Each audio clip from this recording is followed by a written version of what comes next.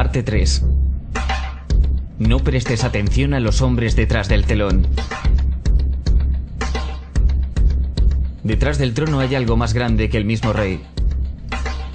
El mundo está gobernado por personajes muy distintos de los imaginados por quienes no están detrás de la escena.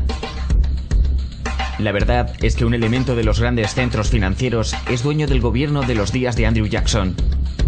En 1775 la guerra americana revolucionaria comenzó, cuando las colonias americanas buscaron despegarse de Inglaterra y su monarquía opresora.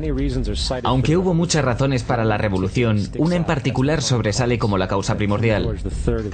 El rey Jorge III de Inglaterra prohibió la moneda sin interés independiente que las colonias estaban produciendo y usando, forzándolos a pedir dinero del Banco Central inglés con interés, inmediatamente poniendo a las colonias en deuda.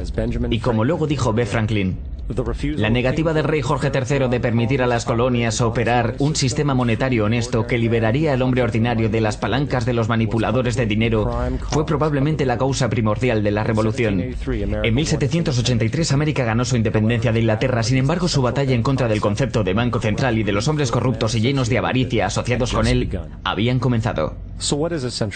¿Qué es un banco central? Un banco central es una institución que produce la moneda de una nación entera. Basados en precedentes históricos, existen dos poderes específicos intrínsecos en la práctica del Banco Central: el control de las tasas de interés y el control del suministro de dinero o inflación. El Banco Central no solo provee de dinero a la economía de un gobierno, se lo presta con interés. Entonces, aumentando o disminuyendo el suministro de dinero, el Banco Central regula el valor de la moneda emitida. Es crucial entender que la estructura entera de este sistema puede producir una sola cosa a largo plazo: deuda. No se necesita demasiado ingenio para entender esta estafa. Cada dólar producido por el Banco Central es prestado con interés. Esto significa que cada dólar producido es realmente un dólar más un cierto porcentaje de deuda basado en ese dólar. Y como el Banco Central tiene un monopolio sobre la producción de la moneda del país entero, y ellos prestan cada dólar con deuda inmediata asociada a él, ¿de dónde sale el dinero para pagar esta deuda? Solo puede venir nuevamente del Banco Central, lo que significa que el Banco Central tiene que incrementar constantemente su suministro de dinero para temporalmente cubrir la deuda pendiente creada, y puesto que ese nuevo dinero es también prestado con interés, crea más deuda. El resultado final de este sistema sin falla es esclavitud, porque es imposible para el gobierno y para el público salir algún día de esta deuda autogenerada. Los padres fundadores de este país estaban bien conscientes de esto. Creo que las instituciones bancarias son más peligrosas que un ejército. Si el pueblo americano alguna vez permite a los bancos privados controlar la emisión de la moneda, los bancos y las corporaciones que crecerán alrededor de ellos privarán al pueblo de su propiedad hasta que sus hijos despierten sin casa. Thomas Jefferson. Si quiere permanecer esclavo de los banqueros y pagar los costes de su propia esclavitud, permítanles continuar creando el dinero y controlando el crédito de la nación. A principios del siglo XX, los Estados Unidos habían implementado y eliminado algunos sistemas del Banco Central, que fueron estafando a través de crueles intereses bancarios. En ese momento, las familias dominantes en los bancos y negocios del mundo eran los Rockefeller, los Morgan, los Warburg y los Rothschild. Y a principios de 1900 buscaron instalar una vez más leyes para crear otro banco central. Sin embargo, sabían que el gobierno y el público desconfiaban de tal institución, así que necesitaron crear un incidente para afectar la opinión pública. Así que JP Morgan, considerado públicamente un conocedor financiero de la época, aprovechó su influencia masiva publicando rumores que un banco prominente de Nueva York era insolvente o había quebrado. Morgan sabía que esto causaría histeria masiva, que también afectaría a otros bancos, y así fue. El público, temiendo perder sus depósitos, comenzó masivamente a retirar su dinero. Consecuentemente, los bancos fueron forzados a reclamar sus préstamos, obligando a los endeudados a vender sus propiedades, y así comenzó una espiral de quiebras, reposesiones y desorden. Poniendo las piezas en orden unos años más tarde, Frederick Allen en la revista Life escribió: los intereses Morgan tomaron ventaja para precipitar el pánico, guiándolo astutamente mientras sucedía. Sin conciencia del fraude, el pánico de 1907 tuvo una investigación investigación parlamentaria congresional dirigida por el senador Nelson Aldrich, quien tenía lazos íntimos con los carteles bancarios, y luego formó parte de la familia Rockefeller por casamiento. La comisión dirigida por Aldrich aconsejó que debería implementarse un banco central para evitar que un pánico como el de 1907 volviera a suceder. Esta fue la chispa que los banqueros internacionales necesitaban para iniciar su plan. En 1910 hubo una reunión secreta en la propiedad de JP Morgan, en las costas de Georgia. Fue ahí donde se escribió la ley del Banco Central, llamada Acta de Reserva Federal. Esta legislación fue escrita por banqueros, no legisladores. Esta reunión fue tan secreta, tan oculta al conocimiento del gobierno o el público, que las 10 personas que formaron parte camuflaron sus nombres cuando salieron de la isla. Después que esta ley fue elaborada, fue entregada a su figura política, el senador Nelson Aldrich, para introducirla en el Congreso. Y en 1913, con fuerte patrocinio político de parte de los banqueros, Woodrow Wilson fue presidente habiendo ya aceptado firmar el Acta de Reserva Federal a cambio de apoyo en su campaña. Y 2 días antes de Navidad, cuando la mayor parte del Congreso estaba en casa con sus familias, el Federal Reserve Act se votó positivamente. Wilson a su vez lo hizo ley. Años después, W. Wilson escribió arrepentido: nuestro sistema de crédito está concentrado en manos privadas. El crecimiento de la nación y por consiguiente de todas nuestras actividades está en las manos de unos pocos hombres, quienes necesariamente por motivos de sus propias limitaciones congelan, frenan y destruyen la genuina libertad económica. Nos hemos transformado en uno de los peores gobernados, uno de los más completamente controlados y dominados de los gobiernos del mundo. No más un gobierno de libre opinión, no más un gobierno de voto de la mayoría, sino un gobierno de la opinión y coacción de un pequeño grupo de hombres dominantes. El congresista Louis McFadden también expresó la verdad después de la aprobación de la ley. Un sistema bancario mundial está siendo preparado aquí, un superestado controlado por banqueros internacionales actuando conjuntamente para esclavizar al mundo en pos de su propio placer. El Banco Central ha usurpado al gobierno. Al público se le dijo que el sistema de reserva federal era un estabilizador económico y que la inflación y la crisis económicas eran algo del pasado. Bueno, como muestra la historia, nada está más lejos de la verdad. El hecho es que los banqueros internacionales ahora tienen una máquina ajustada para expandir sus ambiciones personales. ¡Vive! ¡Vive! ¡Vive! Por ejemplo, de 1914 a 1919, el FED incrementó el suministro de dinero a casi un 100% traducido en grandes préstamos a los bancos pequeños. Entonces, en 1920, el FED retiró porcentajes masivos del suministro de dinero, así forzando a los bancos menores a cancelar su enorme cantidad de préstamos y como en 1907, hubo corridas bancarias, quiebras y el subsiguiente colapso. Más de 5.400 bancos competitivos fuera del FED colapsaron, aún más consolidando el monopolio de un grupo pequeño de banqueros internacionales. Al tanto de este crimen, el congresista Lindbergh se puso de pie y dijo en 1921: bajo el Acta de Reserva Federal, los pánicos son creados científicamente. El pánico actual es el primero creado científicamente y funcionó como calculamos una ecuación matemática. Sin embargo, el pánico de 1920 fue solo un precalentamiento. Del 21 al 29, el FED otra vez incrementó el suministro de dinero, otra vez resultando en grandes préstamos al público y los bancos. Había otro nuevo tipo de préstamo llamado préstamo margen en el mercado bursátil, muy simple. Un préstamo margen le permitía al inversor pagar solo el 10% del precio de un título, con el otro 90% siendo prestado a través del corredor de bolsa. En otras palabras, una persona podía tener $1.000 en títulos solo pagando 100. Este método era muy popular en los años 20. Cuando todo el mundo parecía estar haciendo dinero en la bolsa. Sin embargo, este préstamo tenía una trampa. Podía ser pedido en cualquier momento y debía ser pagado en 24 horas. Esto se llama un pedido marginal y el resultado de un pedido marginal es la venta del stock comprado con el préstamo.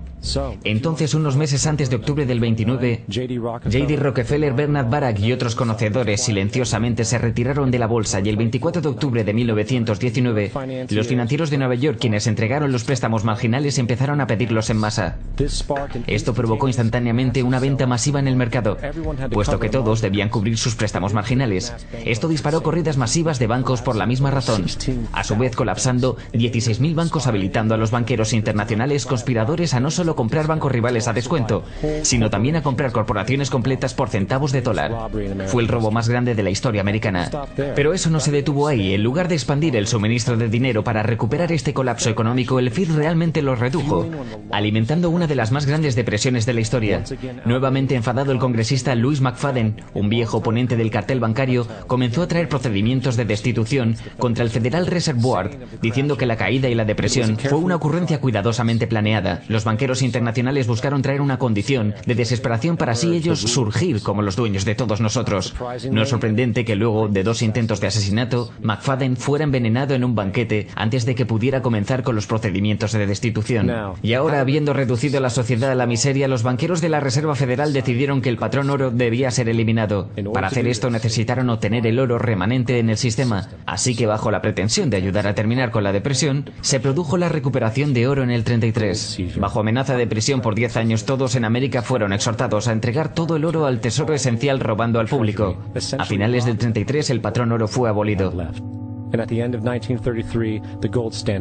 Si miras un billete de dólar antes del 1933, dice que es convertible en oro. Si miras un billete de dólar actual, dice que es moneda de curso legal, lo que significa que es apoyado por absolutamente nada. Es papel sin valor.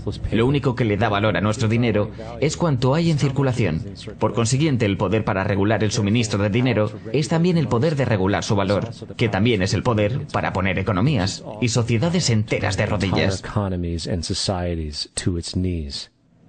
Denme el control del suministro de dinero de una nación y no me importará quién haga sus leyes.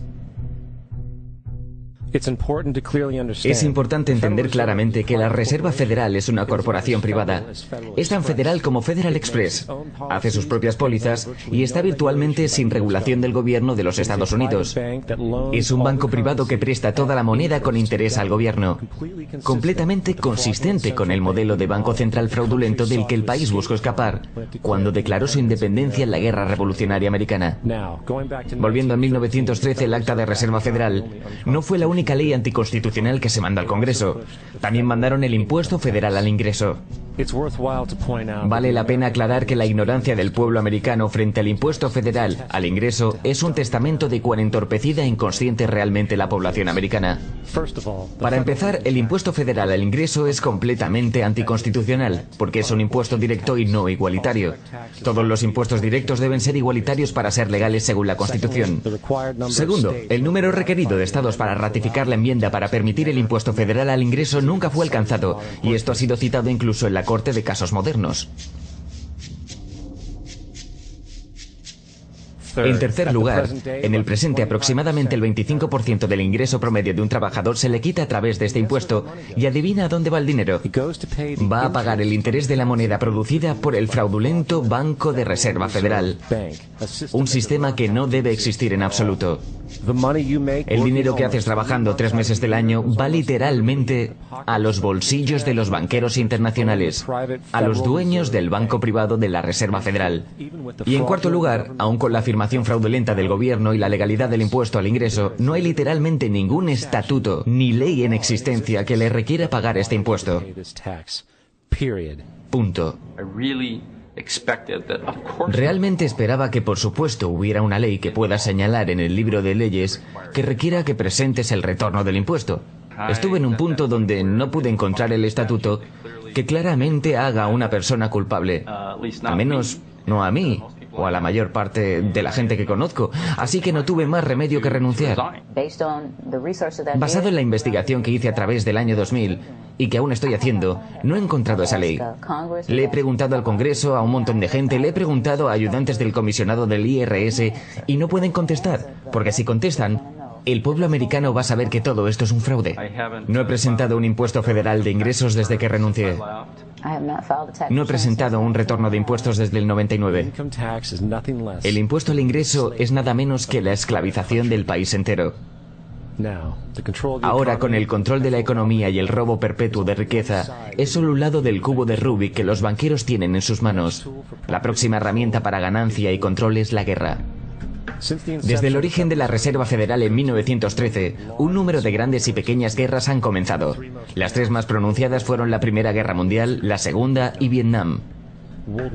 Primera Guerra Mundial, en 1914. Las guerras europeas empezaron centradas alrededor de Inglaterra y Alemania. El pueblo americano no quería saber nada con la guerra. Y el presidente Wilson públicamente declaró la neutralidad. Sin embargo, bajo la superficie, la administración americana buscaba alguna excusa para poder entrar en guerra. En una notoria observación hecha por el secretario de Estado William Jennings, los grandes intereses bancarios estaban profundamente interesados en la guerra mundial debido a las oportunidades de grandes ganancias. Es importante entender que la cosa más lucrativa que puede ocurrir a los banqueros internacionales es la guerra, porque obliga a un país a pedir aún más dinero al Banco de la Reserva Federal con interés. El asesor principal y mentor de W. Wilson era el coronel Edward House, un hombre de conexiones íntimas con los banqueros internacionales que querían entrar en la guerra. En una conversación documentada entre el coronel House, asesor de Wilson, Sir Edward Grey, el secretario exterior de Inglaterra, sobre cómo hacer que América entre en guerra, Grey preguntó: ¿qué harían los americanos si los alemanes hundieran un crucero con pasajeros americanos a bordo? House respondió: creo que una llamarada de indignación barrería a los Estados Unidos y eso por sí mismo sería suficiente para llevarnos a la guerra. Así que el 7 de mayo de 1915, bajo esencialmente sugerencia de Sir Edward Grey, un barco llamado el Lusitania fue enviado intencionalmente a aguas controladas por Alemania, donde se sabía que había barcos militares alemanes. Y como es de esperarse, barcos o alemanes torpedearon el barco haciendo explotar municiones almacenadas, matando a 1.200 personas. Para entender mejor la naturaleza intencional de esta conspiración, la embajada alemana de hecho colocó avisos en el New York Times diciendo a la gente que si abordaban el Lusitania lo hicieran a su propio riesgo, porque pasaría navegando de América a Alemania a través de la zona de guerra y sería propenso a ser destruido. De hecho, y como fue anticipado, el hundimiento del Lusitania causó una ola de ira frente a la población americana y América entró en la guerra poco después. La Primera Guerra Mundial causó casi 400.000 muertes americanas. J.D. Rockefeller ganó alrededor de 200 millones de dólares. Sin mencionar que la guerra costó alrededor de 30.000 millones de dólares para los americanos, la mayor parte fue pedida al Banco de la Reserva Federal con interés, expandiendo aún más las ganancias de los banqueros internacionales. Segunda Guerra Mundial. El 7 de diciembre del 41, Japón atacó a la flota americana en Pearl Harbor, provocando nuestra entrada en la guerra. El presidente Franklin D. Roosevelt declaró que el ataque fue un día que vivirá en la infamia. Un día de infamia, seguramente, pero no por el supuesto ataque sorpresa de Pearl Harbor. Después de 60 años de información saliendo, está claro que no solo el ataque sobre Pearl Harbor era conocido semanas antes, fue deseado y provocado. Roosevelt, en cuya familia habían sido banqueros desde el siglo XVIII, cuyo tío Freddy, que estuvo en la Junta de la Reserva Federal original, estaba muy a favor de los intereses de los banqueros internacionales, y el interés era entrar en la guerra. Y como hemos visto, nada es más beneficioso para los banqueros internacionales que la guerra. En una entrada en el jornal del secretario de Guerra Roosevelt, Henry Stimon, fechada el 25 de noviembre del 41, él documentó una conversación que tuvo con Roosevelt. La cuestión era cómo los manipularíamos para que hagan el primer disparo. Era deseable asegurarse de que los japoneses fueran los que hicieran esto, para que no hubiera dudas de quiénes eran los agresores. En los meses que predecieron al ataque de Pearl Harbor, Roosevelt hizo todo lo posible para enojar a los japoneses, mostrando una postura de agresión. Él detuvo todas las importaciones japonesas de petróleo americano, congeló todos los bienes japoneses en los Estados Unidos, hizo públicos préstamos a la China nacionalista y entregó ayuda militar a los ingleses, ambos enemigos de Japón en la guerra, que dicho sea de paso viola las reglas de guerra internacional.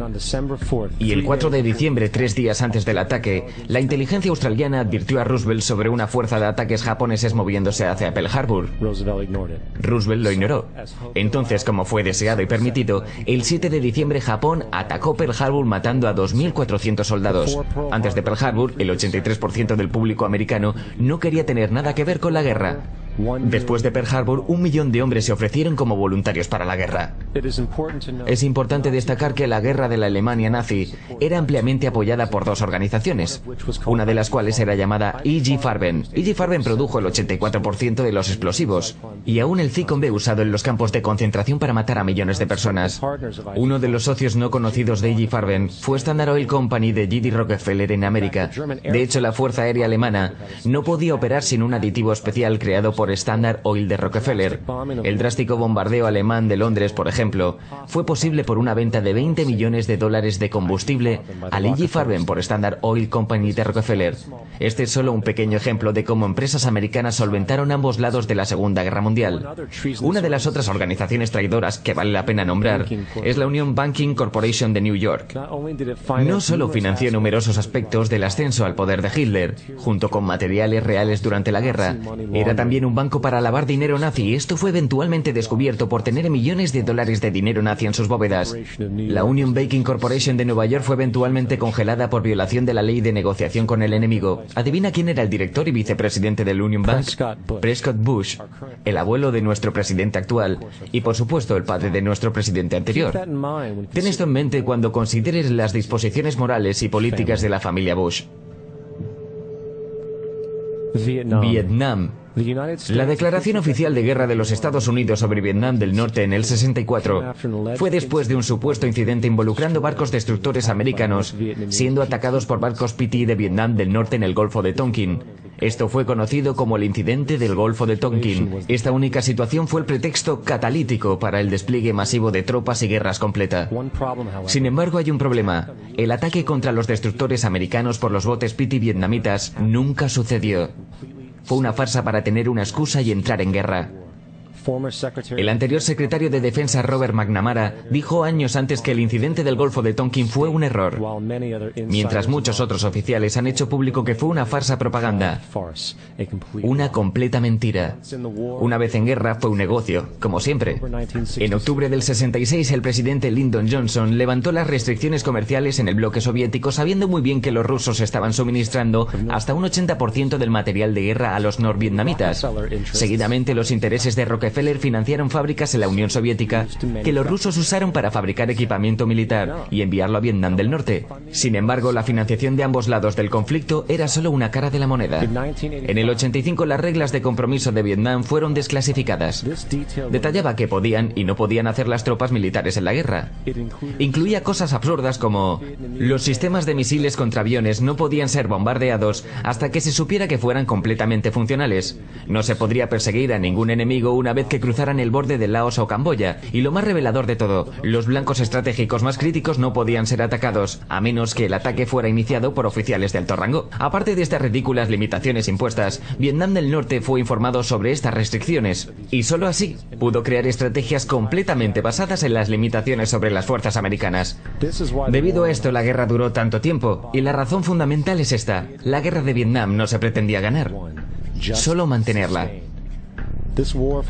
Esta guerra por beneficios causó 58.000 muertes americanas y 3 millones de vietnamitas muertos. Entonces, ¿dónde estamos ahora? El 11 de septiembre fue el inicio de lo que es ahora un plan acelerado creado por una élite cruel. Fue un pretexto de guerra muy parecido al hundimiento de Lusitania, la provocación de Pearl Harbor y la mentira del Golfo de Tonkin. De hecho, si el 11S no fue planeado, sería una excepción en la regla. Ha sido usado para comenzar dos guerras ilegales no provocadas, una contra Irak y otra contra Afganistán. No obstante, el 11S fue el pretexto para otra guerra. La guerra contra ti. La Patriot Act, el acta de tribunales militares y otras legislaciones están diseñadas para destruir tus libertades civiles y limitar tu capacidad de luchar contra lo que viene. Actualmente en los Estados Unidos, sin previo aviso a la mayoría de americanos con el cerebro lavado, tu casa puede ser registrada sin una orden, sin estar tú en ella. También pueden arrestarte sin decirte los cargos. Detención indefinida sin acceso a un abogado y siendo legalmente torturado. Todo bajo la sospecha de que podría ser un terrorista. Si necesitas un cuadro ilustrativo de lo que está sucediendo en este país, veamos cómo la historia se repite a sí misma. En febrero del 93, Hitler dirigió un ataque de falsa bandera, incendiando el edificio de su propio parlamento alemán, el Reichstag, y culpando a terroristas comunistas. Algunas semanas después aprobó el Enabling Act, que erradicaba completamente la Constitución alemana, destruyendo las libertades de las personas. Esto permitió una serie de guerras preventivas, todas justificadas frente al pueblo alemán, como necesarias para mantener la seguridad de la nación. Existe un mal que amenaza a todos los hombres, mujeres y niños de esta gran nación. Debemos tomar medidas para garantizar nuestra seguridad nacional y proteger nuestra patria. George Bush. ¿George Bush? No. Hitler. Cuando anunció la Gestapo a la gente.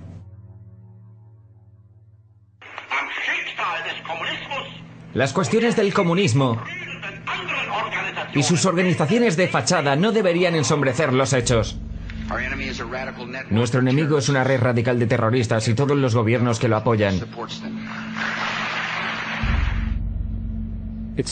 Es hora de despertar. La gente en el poder hace lo que sea necesario para asegurarse de que estés continuamente confundido y manipulado.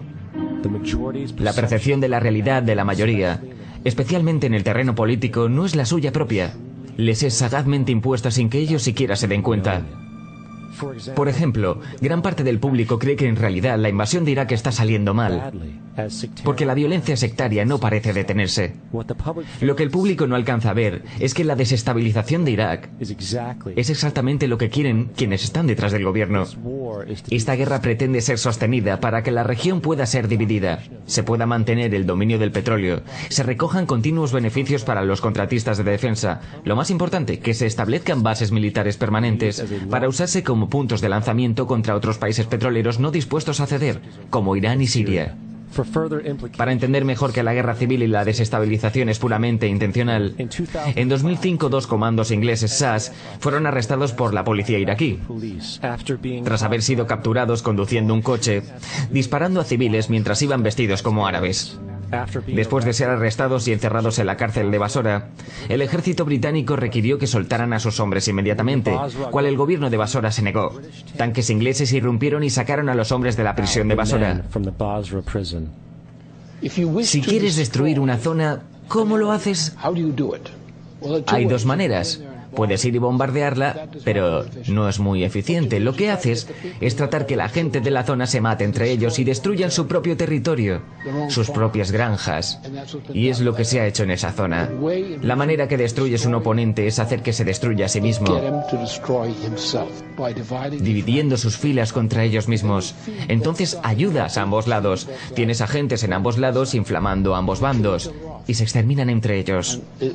Y ya es hora que algunos de nosotros despertemos a esta realidad. Que entendamos que la gente que trata de mantener imperios y crear imperios, lo hacen manipulando a la gente que tratan de conquistar.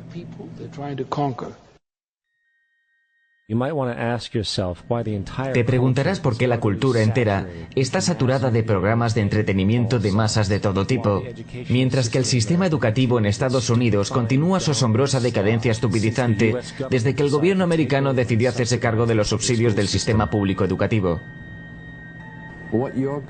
Tu gobierno consigue lo que paga.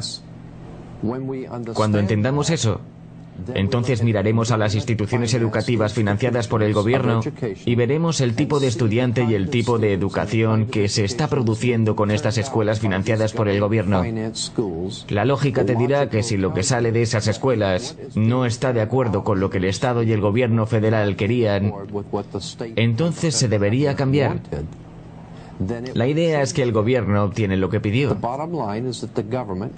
No quieren que tus hijos sean educados. No quieren que pienses demasiado. Este es el porqué de nuestro país y nuestro mundo han sido prolíficos en entretenimientos, medios de comunicación de masas, espectáculos televisivos, parques de atracciones, drogas, alcohol y todo tipo de distracciones para mantener la mente humana entretenida. Así no te metes en el camino de la gente importante por pensar demasiado. Mejor despierta y entiende que hay gente que está guiando tu vida. Y tú ni siquiera lo sabes. Estamos en serios problemas. Porque ustedes y otros 62 millones de americanos están escuchándome ahora mismo. Porque menos del 3% de ustedes leen libros. Porque menos del 15% de ustedes lee la prensa. Porque la única verdad que conocen es lo que reciben a través de esta pantalla. Ahora mismo hay una generación entera que nunca conoció nada que no haya salido de esta pantalla. Esta pantalla es el Evangelio. La última revelación. Esta pantalla puede crear o quitar presidentes, papas, primeros ministros. Esta pantalla es la fuerza más fantástica de este mundo sin Dios. Y tiembla si alguna vez cayera en las manos de la gente equivocada. Y cuando la compañía más grande del mundo controla la más fantástica fuerza propagandística de este mundo sin Dios, ¿quién sabe qué mierda se venderá como si fuera verdad en esta red?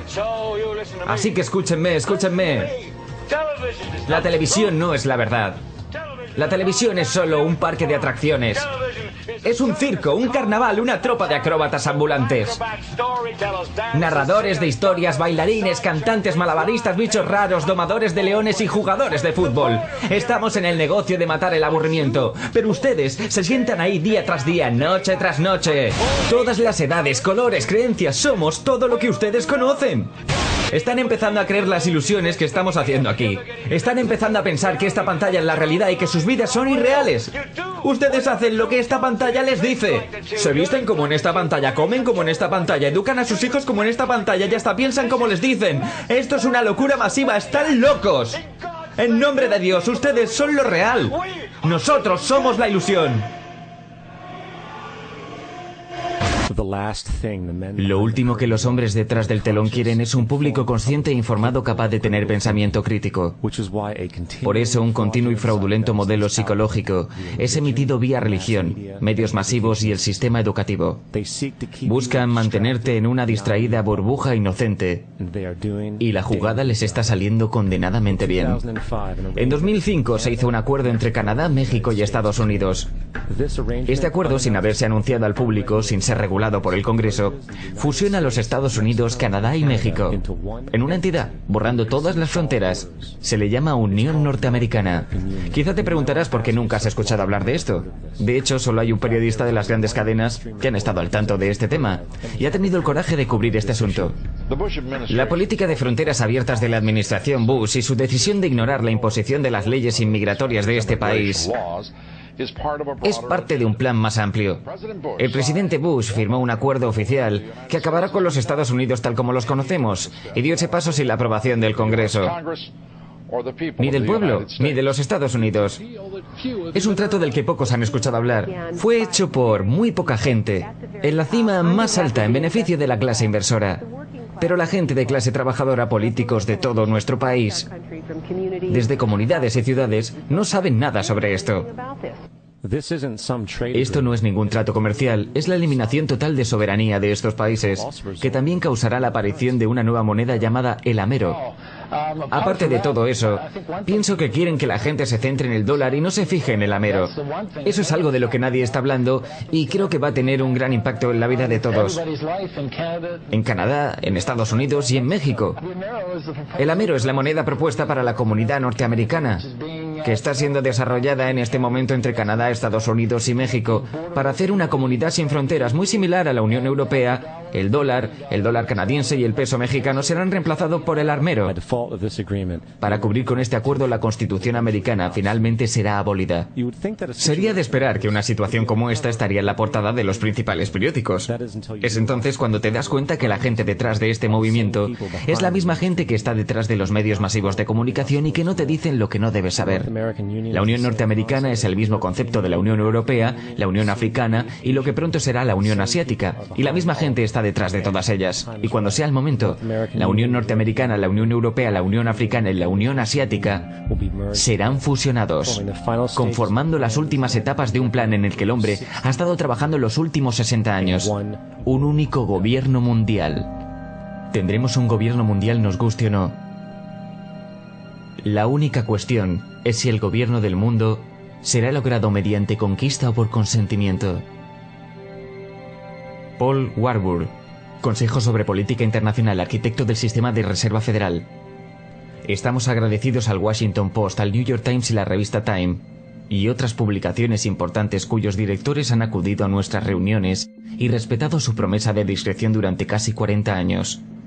Habría sido imposible para nosotros desarrollar nuestro plan para el mundo si hubiésemos sido objeto del escrutinio público durante aquellos años. Pero el mundo es más sofisticado y está preparado para alcanzar el gobierno mundial. La soberanía supranacional de una élite intelectual y banqueros mundiales es con toda seguridad preferible a la autodeterminación nacional practicada en siglos pasados.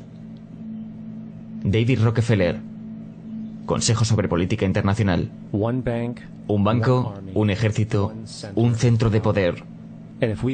Y si hemos aprendido algo de la historia, es que el poder corrompe. Y el poder absoluto corrompe absolutamente. Este es Aaron Russo, un cineasta y antiguo político.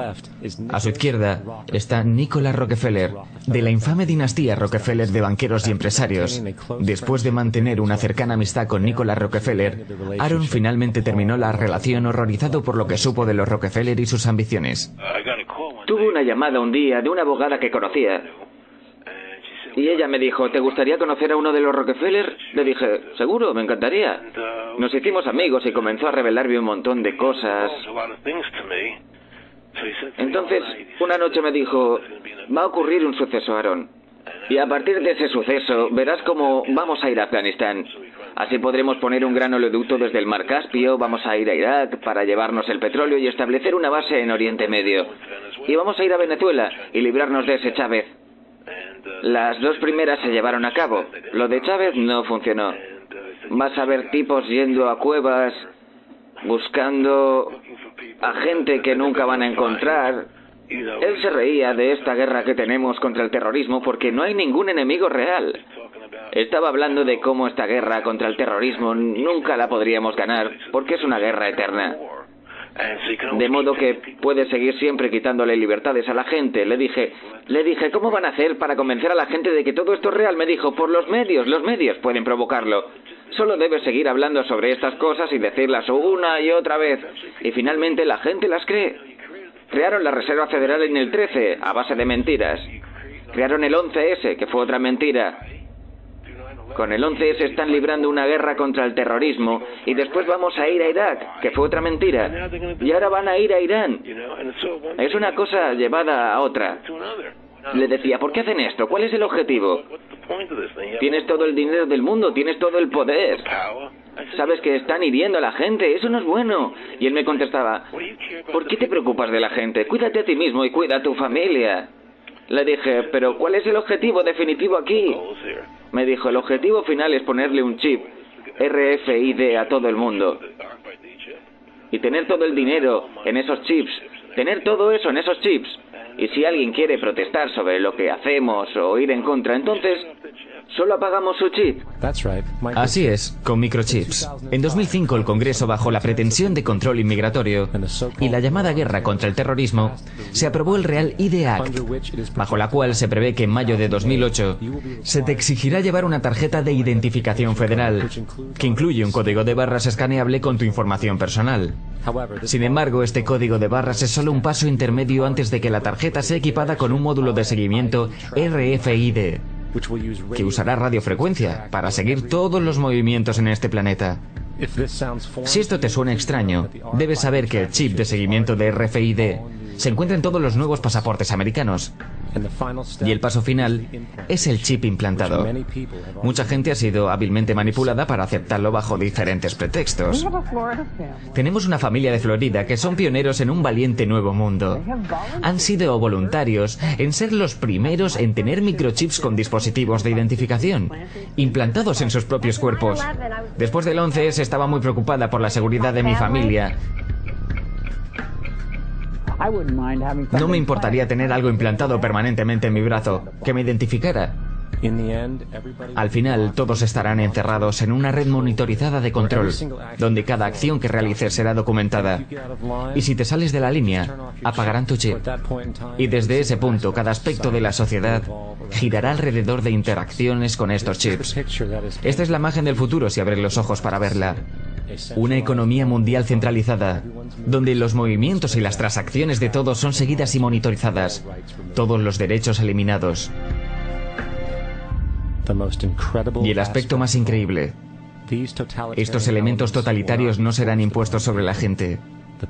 La gente los pedirá, ya que la manipulación de la sociedad a través de la generación del miedo y de la división ha separado al ser humano de su sentido de poder y de realidad. Un proceso que no ha ocurrido por siglos, sino milenios. Religión, patriotismo, raza, riqueza, clase. Y cada forma de identificación arbitraria, separatista así concebida ha servido para crear una población controlada, fácilmente moldeable en las manos de unos pocos. Dividir y conquistar es el lema. Y mientras la gente continúe viéndose como separado de los demás, se prestan a sí mismos para ser completamente esclavizados. Los hombres detrás del telón saben esto y también saben que si la gente se da cuenta de la verdad, de su relación con la naturaleza y la verdad de su poder personal, todo el zeitgeist fabricado con el que se alimentan caerá como un castillo de naipes.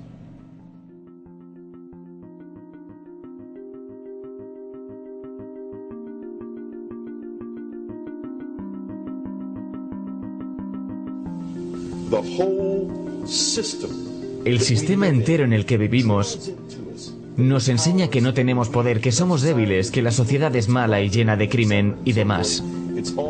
Eso es todo una enorme mentira. Somos poderosos, poderosas, hermosos, hermosas, extraordinarios y extraordinarias. No hay razón para que no entiendas quiénes somos en verdad, hacia dónde vamos. No hay razón para que las personas no alcancen todo su potencial. Somos seres increíblemente poderosos. Creo que pasé 30 años de mi vida, los primeros 30 años, tratando de convertirme en algo. Quería ser bueno haciendo cosas, quería ser bueno en tenis, en la escuela, en las notas. Y todo lo veía desde esa perspectiva. No estoy de acuerdo de la manera en que soy, pero sí soy bueno haciendo cosas. Por fin me di cuenta de que entendía este juego mal, porque el juego era descubrir quién era yo.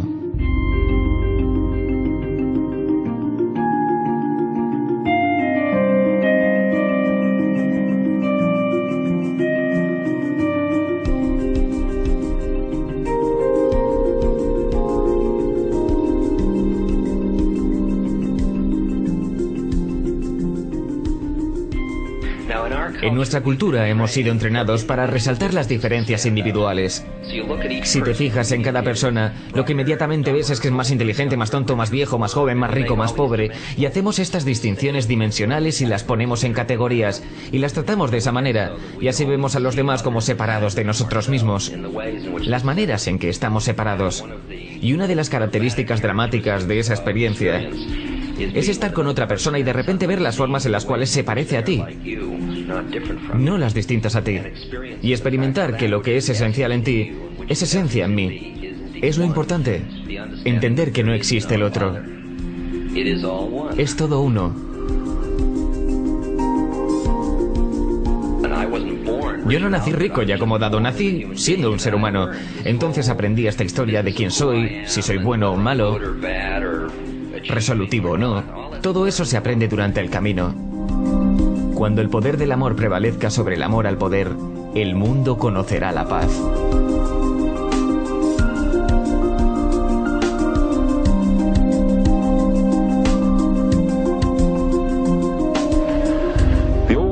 Los viejos intereses de patriotismo racial, sexual y religioso, el fervor nacionalista rabioso, están empezando a no funcionar. Una nueva conciencia se está desarrollando que ve la Tierra como un solo organismo y reconoce que un organismo en guerra consigo mismo está condenado.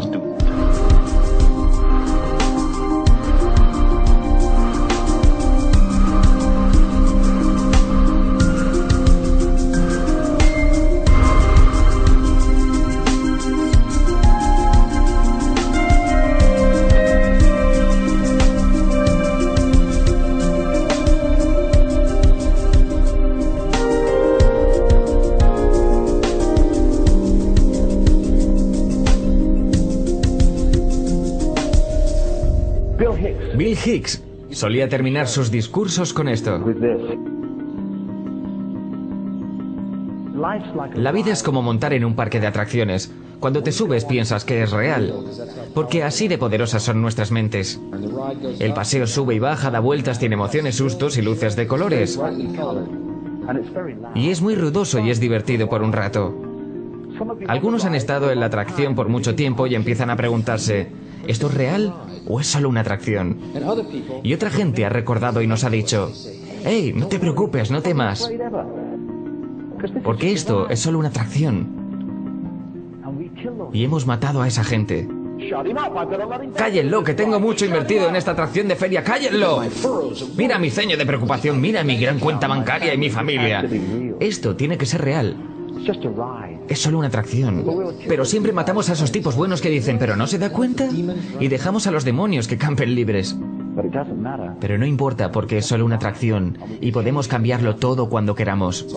Es solo una decisión. No sobre el esfuerzo, el trabajo, el empleo o ahorrar dinero. Solo una decisión ahora mismo. Entre el miedo y el amor.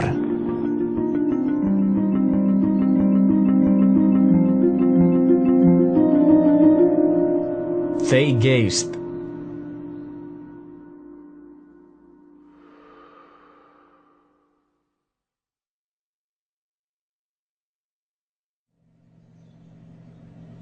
La revolución es ahora.